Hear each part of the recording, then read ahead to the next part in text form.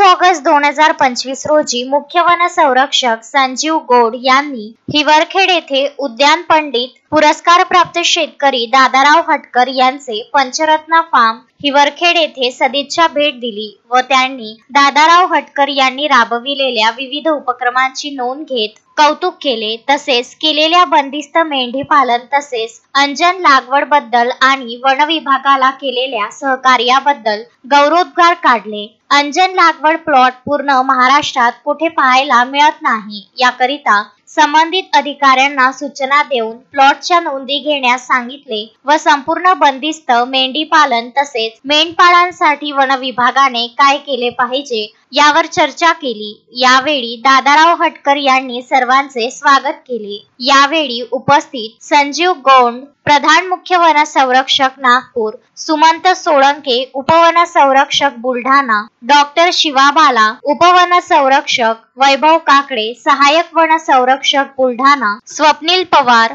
Range forest officer Khamgaon, Manoj Kumar Angre, range officer Prakash Jadhav, Kholgade major वनरक्षक, Nisalkar major वनरक्षक, जीवन बिलारी वनरक्षक, ज्ञानेश्वर शिंदे वनरक्षक, रवींद्र मोरे वनरक्षक, खेडकर वनरक्षक, सौरभ हटकर, बाडू मार्कंड, रमेश हटकर, विनोद हटकर, अमोल हटकर यासह इतर वन कर्मचारी तसेच गावकरी उपस्थित होते। मोहम्मद फारूक, विदर्भ न्यूज, खामगाव।